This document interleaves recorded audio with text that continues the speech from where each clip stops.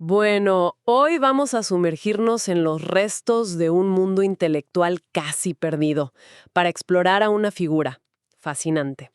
Pródico de Ceos. Uno de los sofistas más influyentes, ¿no? Del Atenas del siglo V a.C., contemporáneo de gigantes como Sócrates, Protágoras. Exacto. Pero a diferencia de ellos, su obra prácticamente se desvaneció. Así que lo de hoy es casi un ejercicio de arqueología textual. ¿Sí? Vamos a intentar reconstruir su pensamiento, su importancia, usando solo las pistas, las menciones que sobreviven en los textos de otros. Y el contexto de esas pistas es fundamental. Estamos hablando del Atenas de Pericles, Claro. un hervidero intelectual, político, económico. Y ahí aparecen los sofistas, como Pródigo. Eran una especie de consultores, de educadores de élite. Itinerantes, además. Sí, viajaban de ciudad en ciudad. Y llegaban a Atenas ofreciendo enseñar, a cambio de una buena paga, el arte de la persuasión, de la política, lo que llamaban arete. La excelencia, la virtud. Eso es, la virtud en un sentido muy amplio. Esto los hizo increíblemente populares entre los jóvenes con ambición, pero también, muy sospechosos para la vieja guardia. Sospechosos. ¿Por qué? ¿Simplemente por cobrar? Bueno, en parte sí. La idea de que el conocimiento se pudiera vender como una mercancía chocaba, pero el recelo era más profundo. Ajá. Alguien como Platón los veía como relativistas, como gente que enseñaba a hacer que el argumento débil pareciera el fuerte, sin un compromiso real con la verdad. Entiendo. Para Platón, que buscaba verdades absolutas, los sofistas se enfocaban demasiado en lo práctico. Y aquí es donde se complica todo para nosotros. Claro, porque nuestra fuente principal es Platón. Exactamente. Vemos a Pródico a través de los ojos de su mayor crítico. Tenemos que leer entre líneas todo el tiempo. De acuerdo, pues vayamos a la primera pista. El momento en que Pródigo aparece en escena en nuestras fuentes. Sí, El diálogo Protágoras de Platón. Nos sitúan una reunión de auténticas superestrellas intelectuales en casa de Calias, un ateniense riquísimo. una cumbre de premios Nobel de la época. Totalmente. Fíjate en la lista. Está el propio Protágoras, el sofista más famoso de todos. Hipias de Élide, que presumía de saberlo todo. Un polímata, ¿sí? E incluso un joven Alcibiades, carismático, brillante.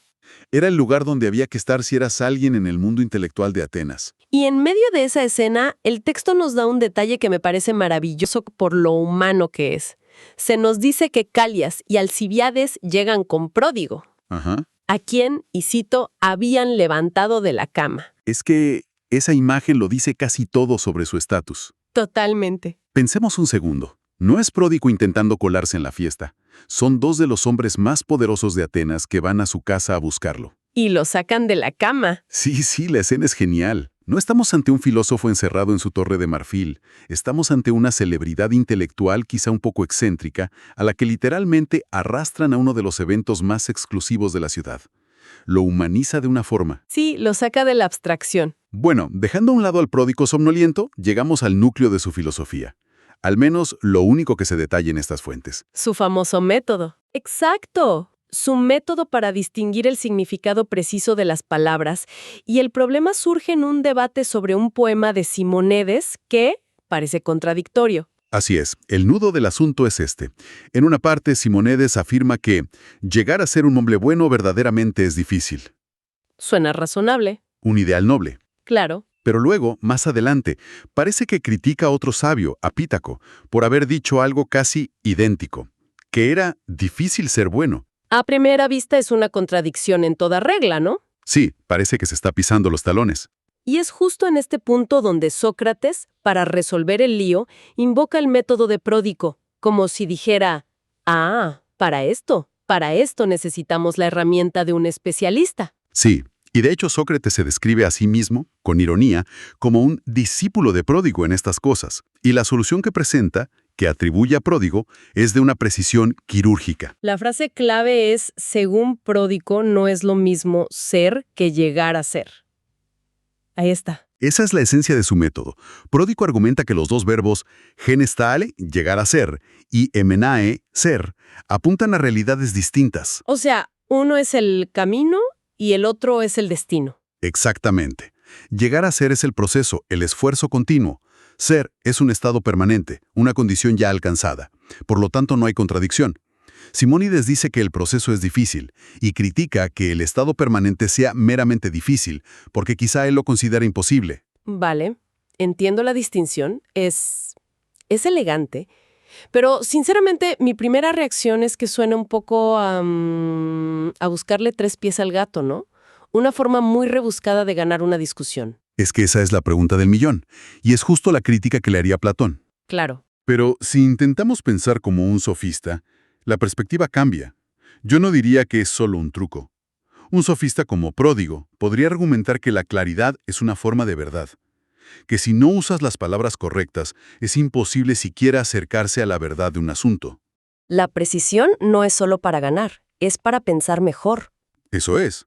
El dominio del lenguaje no sería un fin en sí mismo, sino una condición necesaria para todo lo demás, ya sea ganar un pleito o gobernar una ciudad.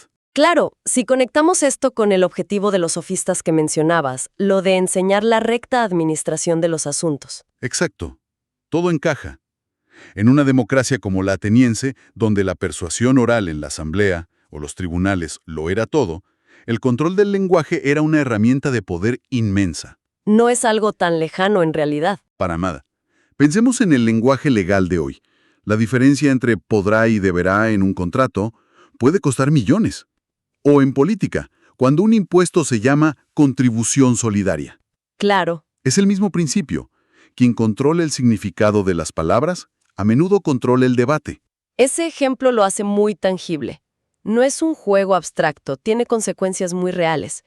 Pero hay otra capa aquí que me parece fascinante, y es cómo nos llega esta información.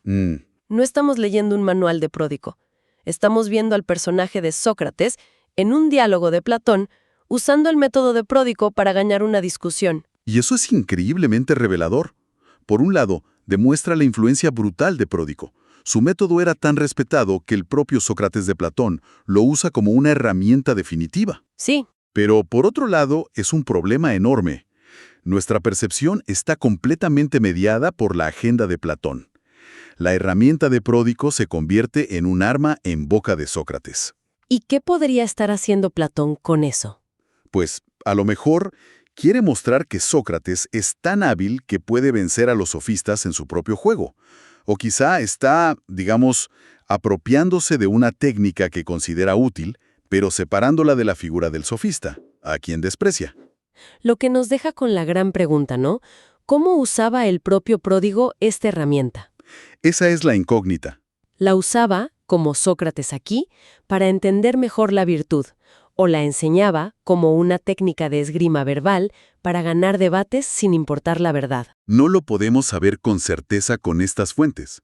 Vemos el eco de su método, pero no su aplicación original. Podemos especular que, como sofista, el énfasis estaba en lo práctico, en la retórica. Pero es solo eso, una especulación. Entonces, si intentamos juntar las piezas, ¿qué imagen de Pródigo emerge de todo esto? No parece un filósofo de grandes sistemas metafísicos. No, en absoluto. Emerge como un maestro del matiz, un artesano de la precisión. Su legado, tal y como lo podemos reconstruir, es su enfoque microscópico en el lenguaje. Ajá. No como un simple vehículo para las ideas, sino como un objeto de análisis filosófico en sí mismo.